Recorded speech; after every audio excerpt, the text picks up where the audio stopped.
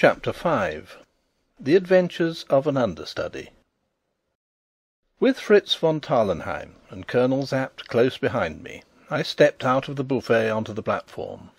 The last thing I did was to feel if my revolver were handy and my sword loose in its scabbard. A group of officers and high dignitaries stood waiting me, at their head a tall old man covered with medals and of military bearing. He wore the yellow and red ribbon of the Red Rose of Ruritania, which, by the way, decorated my unworthy breast also. "Marshal Strackens," whispered Sapt, and I knew that I was in the presence of the most famous veteran of the Ruritanian army. Just behind the Marshal stood a short, spare man in flowing robes of black and crimson. "The Chancellor of the kingdom," whispered Sapt. The Marshal greeted me in a few loyal words, and proceeded to deliver an apology from the Duke of Strelsau. The Duke, it seemed, had been afflicted with a sudden indisposition, which made it impossible for him to come to the station, but he craved leave to await his Majesty at the Cathedral. I expressed my concern, accepted the Marshal's excuses very suavely, and received the compliments of a large number of distinguished personages. No one betrayed the least suspicion, and I felt my nerve returning, and the agitated beating of my heart subsiding.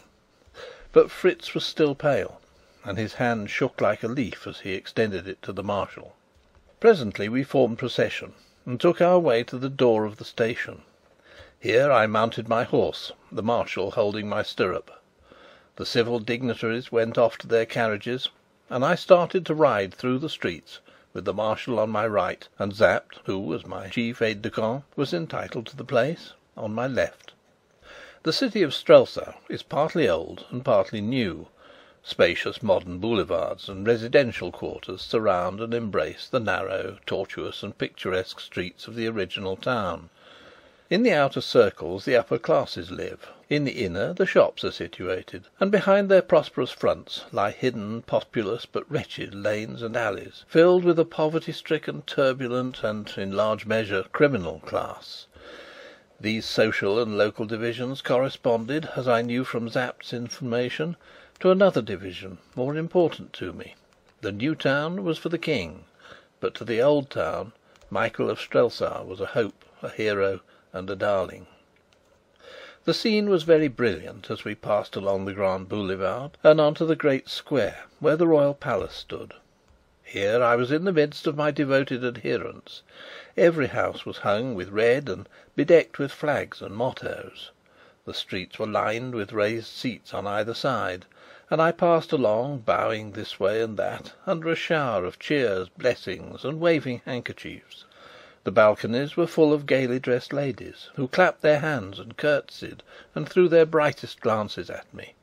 A torrent of red roses fell on me. One bloom lodged in my horse's mane, and I took it and stuck it in my coat. The Marshal smiled grimly. I had stolen some glances at his face, but he was too impassive to show me whether his sympathies were with me or not. "The red rose for the Elphbergs, Marshal?" said I gaily, and he nodded. I have written gaily, and a strange word it must seem, but the truth is that I was drunk with excitement. At that moment I almost believed, that I was in very truth the King, and with a look of laughing triumph I raised my eyes to the beauty-laden balconies again.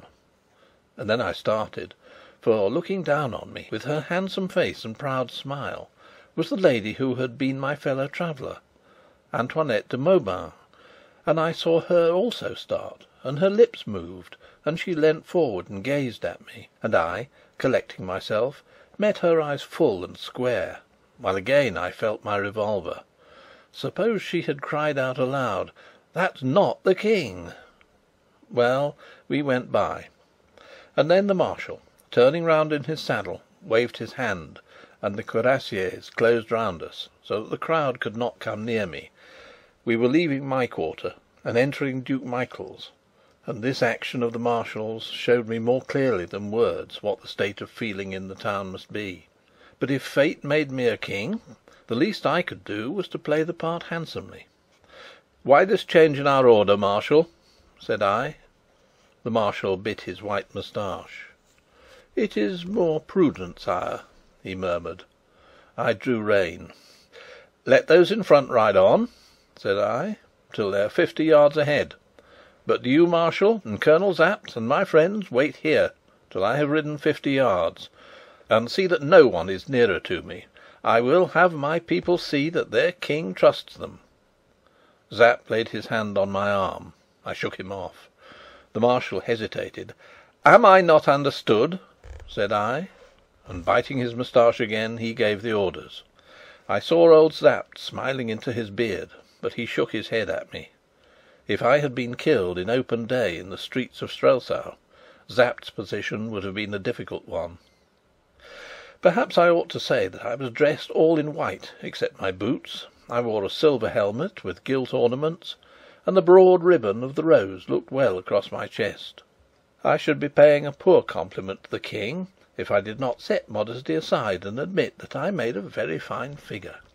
So the people thought, for when I, riding alone, entered the dingy, sparsely decorated, sombre streets of the old town, there was first a murmur, then a cheer, and a woman from a window above a cookshop cried the old local saying, "If he's red, he's right," whereat I laughed and took off my helmet that she might see that I was of the right colour, and they cheered me again at that.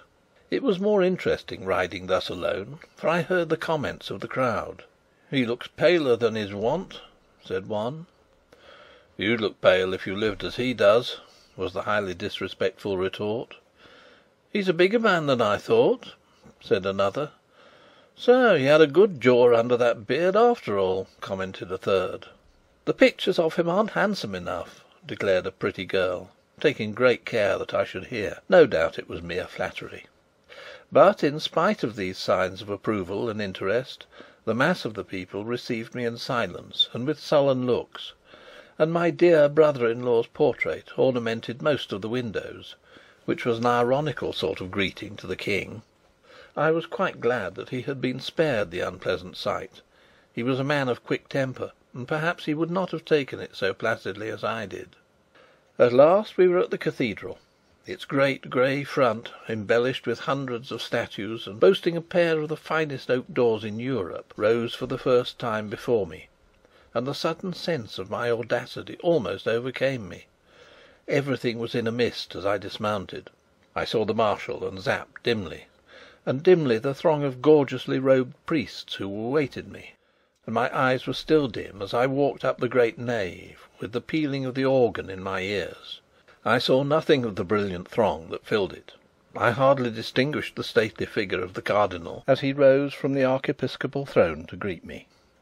Two faces only stood out side by side clearly before my eyes: the face of a girl, pale and lovely, surmounted by a crown of the glorious Elfberg hair, for in a woman it is glorious, and the face of a man, whose full-blooded red cheeks, black hair, and dark deep eyes told me that at last I was in the presence of my brother, Black Michael. And when he saw me, his red cheeks went pale all in a moment, and his helmet fell with a clatter on the floor. Till that moment I believe he had not realized that the King was in very truth come to Strelsau. Of what followed next I remember nothing. I knelt before the altar, and the Cardinal anointed my head. Then I rose to my feet and stretched out my hand, and took from him the crown of Ruritania and set it on my head, and I swore the old oath of the King. And, if it were a sin, may it be forgiven me, I received the Holy Sacrament, there before them all. Then the great organ pealed out again, the Marshal bade the heralds proclaim me, and Rudolf V was crowned King, of which imposing ceremony an excellent picture hangs now in my dining room. The portrait of the King is very good. Then the lady with the pale face and the glorious hair, her train held by two pages, stepped from her place and came to where I stood, and a herald cried, "Her Royal Highness the Princess Flavia." She curtsied low and put her hand under mine, and raised my hand and kissed it, and for an instant I thought what I had best do. Then I drew her to me and kissed her twice on the cheek, and she blushed red. And why, then His Eminence the Cardinal Archbishop slipped in front of Black Michael and kissed my hand, and presented me with a letter from the Pope, the first and last which I have ever received from that exalted quarter. And then came the Duke of Strelsau. His step trembled, I swear, and he looked to the right and to the left, as a man looks who thinks on flight, and his face was patched with red and white, and his hands shook so that it jumped under mine, and I felt his lips dry and parched. And I glanced at Sapt, who was smiling again into his beard, and resolutely doing my duty in that station of life to which I had been marvellously called. I took my dear Michael by both hands and kissed him on the cheek. I think we were both glad when that was over. But neither in the face of the princess nor in that of any other did I see the least doubt or questioning. Yet had I and the King stood side by side, she could have told us in an instant, or at least on a little consideration. But neither she nor anyone else dreamt or imagined that I could be other than the King. So the likeness served, and for an hour I stood there, feeling as weary and blasé as though I had been a king all my life. And everybody kissed my hand, and the ambassadors paid me their respects, among them old Lord Topham, at whose house in Grosvenor Square I had danced a score of times. Thank Heaven, the old man was as blind as a bat, and did not claim my acquaintance. Then back we went, through the streets to the palace, and I heard them cheering Black Michael. But he, Fritz told me, sat biting his nails like a man in a reverie, and even his own friends said that he should have made a braver show. I was in a carriage now, side by side with the Princess Flavia, and a rough fellow cried out, "And when's the wedding?" And as he spoke, another struck him in the face, crying, "Long live Duke Michael!" And the princess coloured. It was an admirable tint, and looked straight in front of her. Now I felt in a difficulty, because I had forgotten to ask Sapt the state of my affections, or how far matters had gone between the princess and myself. Frankly, had I been the King, the further they had gone, the better I should have been pleased, for I am not a slow-blooded man, and I had not kissed the Princess Flavia's cheek for nothing. These thoughts passed through my head, but, not being sure of my ground, I said nothing, and in a moment or two the princess, recovering her equanimity, turned to me. "Do you know, Rudolf," said she, "you look somehow different today?"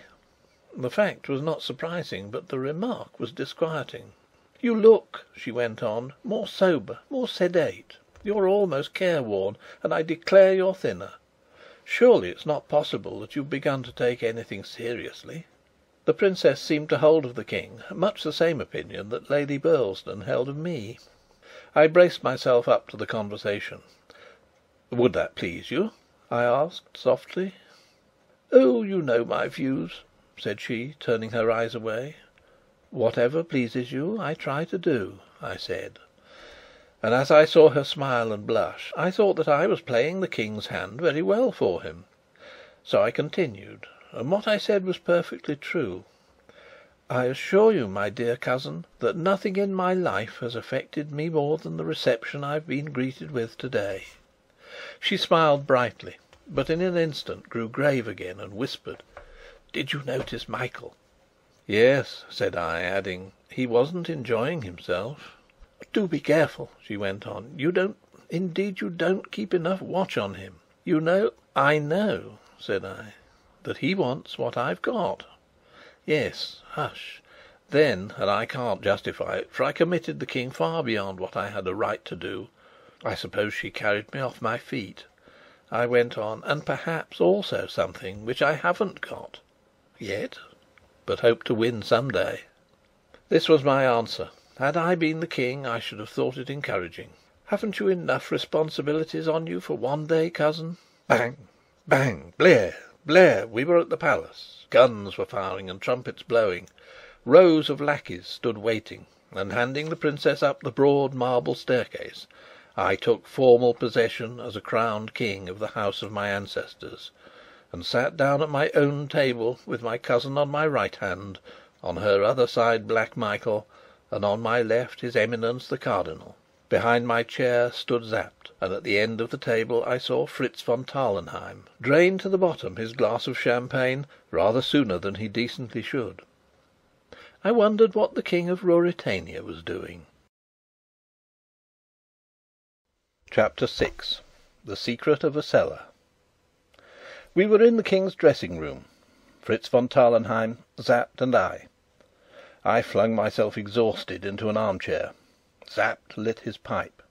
He uttered no congratulations on the marvellous success of our wild risk, but his whole bearing was eloquent of satisfaction. The triumph, aided perhaps by good wine, had made a new man of Fritz. "What a day for you to remember!" he cried. "Gad, I'd like to be a king for 12 hours myself. But, Rassendyll, you mustn't throw your heart too much into the part. I don't wonder Black Michael looked blacker than ever. You and the princess had so much to say to one another." "How beautiful she is!" I exclaimed. "Never mind the women," growled Sapt. "Are you ready to start?" "Yes," said I, with a sigh. It was 5 o'clock, and at 12 I should be no more than Rudolf Rassendyll. I remarked on it in a joking tone. "You'll be lucky," observed Sapt grimly, "if you're not the late Rudolf Rassendyll. By Heaven, I feel my head wobbling on my shoulders every minute you're in the city. Do you know, friend, that Michael has had news from Zenda? He went into a room alone to read it, and he came out looking like a man dazed." "I'm ready," said I, this news making me none the more eager to linger. Sapt sat down. "I must write us an order to leave the city. Michael's governor, you know, and we must be prepared for hindrances. You must sign the order." "My dear Colonel, I've not been bred a forger." Out of his pocket Sapt produced a piece of paper. "There's the King's signature," he said. "And here," he went on, after another search in his pocket, "is some tracing paper. If you can't manage a Rudolf in 10 minutes, why, I can." "Your education has been more comprehensive than mine," said I. "You write it." And a very tolerable forgery did this versatile hero produce. "Now, Fritz," said he, "the King goes to bed. He's upset. No one is to see him till 9 o'clock tomorrow. You understand? No one." "I understand," answered Fritz. "Michael may come and claim immediate audience. You'll answer that only princes of the blood are entitled to it." "That'll annoy Michael," laughed Fritz. "You quite understand?" asked Sapt again. "If the door of this room is opened while we're away, you're not to be alive to tell us about it." "I need no schooling, Colonel," said Fritz, a trifle haughtily. "Here, wrap yourself in this big cloak," Sapt continued to me, "and put on this flat cap. My orderly rides with me to the hunting lodge tonight." "There's an obstacle," I observed. "The horse doesn't live that can carry me 40 miles." "Oh, yes, he does. 2 of him. One here, one at the lodge. Now, are you ready?" "I'm ready," said I. Fritz held out his hand. "In case," said he, and we shook hands heartily. "Damn your sentiment!" growled Sapt. "Come along."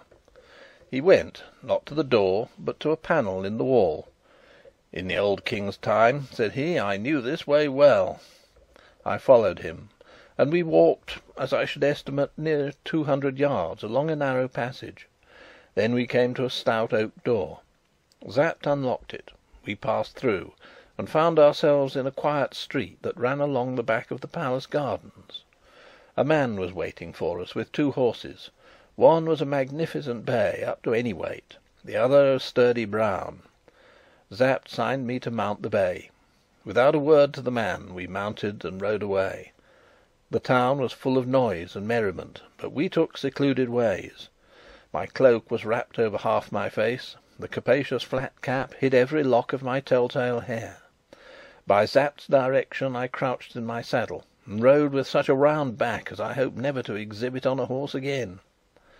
Down a long narrow lane we went, meeting some wanderers and some roisterers, and as we rode we heard the cathedral bells still clanging out their welcome to the King.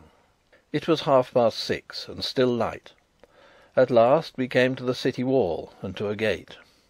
"Have your weapon ready," whispered Sapt. "We must stop his mouth if he talks." I put my hand on my revolver. Sapt hailed the doorkeeper for me. The stars fought for us. A little girl of 14 tripped out. "Please, sir, father's gone to see the King." "He'd better have stayed here," said Sapt to me, grinning. "But he said I wasn't to open the gate, sir." "Did he, my dear? said Sapt, dismounting. "Then give me the key." The key was in the child's hand. Sapt gave her a crown. "Here's an order from the King. Show it to your father. Orderly, open the gate." I leapt down. Between us we rolled back the great gate, led our horses out, and closed it again. I shall be sorry for the doorkeeper if Michael finds out that he wasn't there. Now then, lad, for a canter. We mustn't go too fast while we're near the town.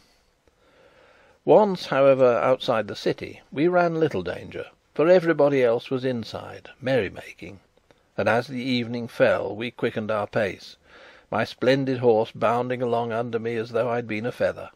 It was a fine night, and presently the moon appeared.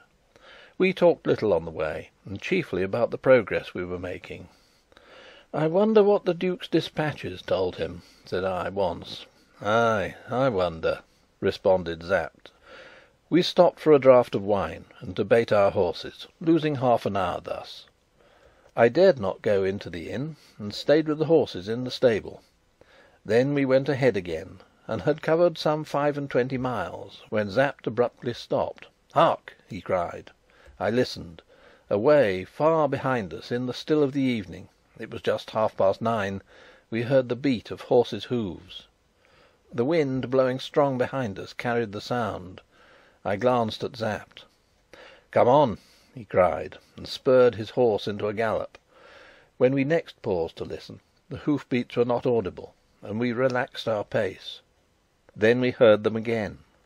Sapt jumped down and laid his ear to the ground. "There are two," he said. "They're only a mile behind. Thank God the road curves in and out, and the wind's our way." We galloped on. We seemed to be holding our own. We had entered the outskirts of the forest of Zenda, and the trees, closing in behind us as the track zigged and zagged, prevented us from seeing our pursuers, and them from seeing us. Another half hour brought us to a divide of the road. Sapt drew rein. "To the right is our road," he said. "To the left, to the castle. Each about 8 miles. Get down." "But they'll be on us!" I cried. "Get down!" he repeated brusquely, and I obeyed. The wood was dense up to the very edge of the road. We led our horses into the covert, bound handkerchiefs over their eyes, and stood beside them. "You want to see who they are?" I whispered. "Ay, and where they're going," he answered. I saw that his revolver was in his hand. Nearer and nearer came the hoofs. The moon shone out now, clear and full, so that the road was white with it. The ground was hard, and we had left no traces. "Here they come," whispered Sapt. "It's the Duke." "I thought so," he answered. It was the Duke, and with him a burly fellow whom I knew well, and who had cause to know me afterwards, Max Holf, brother to Johann the keeper, and body servant to his Highness. They were up to us. The Duke reined up. I saw Sapt's finger curl lovingly towards the trigger. I believe he would have given 10 years of his life for a shot, and he could have picked off Black Michael as easily as I could a barn door fowl in a farmyard. I laid my hand on his arm. He nodded reassuringly. He was always ready to sacrifice inclination to duty. "Which way?" asked Black Michael. "To the castle, your Highness," urged his companion. "There we shall learn the truth." For an instant the Duke hesitated. "I thought I heard hoofs," said he. "I think not, your Highness." "Why shouldn't we go to the lodge?" "I fear a trap. If all is well, why go to the lodge? If not, it's a snare to trap us." Suddenly the Duke's horse neighed. In an instant we folded our cloaks close round our horses' heads, and, holding them thus, covered the Duke and his attendant with our revolvers. If they had found us, they had been dead men, or our prisoners. Michael waited a moment longer. Then he cried: "To Zenda, then!" and, setting spurs to his horse, galloped on. Sapt raised his weapon after him, and there was such an expression of wistful regret on his face that I had much ado not to burst out laughing. For 10 minutes we stayed where we were. "You see," said Sapt, "they've sent him news that all's well." "What does that mean?" I asked. "God knows," said Sapt, frowning heavily. "But it's brought him from Strelsau in a rare puzzle." Then we mounted and rode fast as our weary horses could lay their feet to the ground. For those last 8 miles we spoke no more. Our minds were full of apprehension. All is well. What did it mean? Was all well with the King? At last the lodge came in sight. Spurring our horses to last gallop, we rode up to the gate. All was still and quiet. Not a soul came to meet us. We dismounted in haste. Suddenly Sapt caught me by the arm. "Look here!" he said, pointing to the ground. I looked down. At my feet lay 5 or 6 silk handkerchiefs, torn and slashed and rent. I turned to him questioningly. "They are what I tied the old woman up with," said he. "Fasten the horses and come along." The handle of the door turned without resistance. We passed into the room which had been the scene of last night's bout. It was still strewn with the remnants of our meal and with empty bottles. "Come on!" cried Sapt, whose marvellous composure had at last almost given way. We rushed down the passage towards the cellars. The door of the coal cellar stood wide open. "They found the old woman," said I. "You might have known that from the handkerchiefs," he said. Then we came opposite the door of the wine cellar. It was shut. It looked in all respects as it had looked when we left it that morning. "Come, it's all right," said I. A loud oath from Sapt rang out. His face turned pale, and he pointed again at the floor. From under the door a red stain had spread over the floor of the passage and dried there. Sapt sank against the opposite wall. I tried the door. It was locked. "Where's Joseph?" muttered Sapt. "Where's the King?" I responded. Sapt took out a flask and put it to his lips. I ran back to the dining room and seized a heavy poker from the fireplace. In my terror and excitement, I rained blows on the lock of the door, and I fired a cartridge into it. It gave way, and the door swung open. "Give me a light," said I, but Sapt still leant against the wall. He was, of course, more moved than I, for he loved his master. Afraid for himself he was not. No man ever saw him that. But to think what might lie in that dark cellar was enough to turn any man's face pale. I went myself and took a silver candlestick from the dining table and struck a light, and as I returned I felt the hot wax drip on my naked hand as the candle swayed to and fro, so that I cannot afford to despise Colonel Sapt for his agitation. I came to the door of the cellar. The red stain, turning more and more to a dull brown, stretched inside. I walked 2 yards into the cellar and held the candle high above my head. I saw the full bins of wine. I saw spiders crawling on the walls. I saw, too, a couple of empty bottles lying on the floor. And then, away in the corner, I saw the body of a man, lying flat on his back, with his arms stretched wide and a crimson gash across his throat. I walked to him and knelt down beside him, and commended to God the soul of a faithful man, for it was the body of Joseph, the little servant, slain in guarding the King. I felt a hand on my shoulders, and turning, saw Sapt's eyes, glaring and terror-struck, beside me. "The King? My God, the King!" he whispered hoarsely.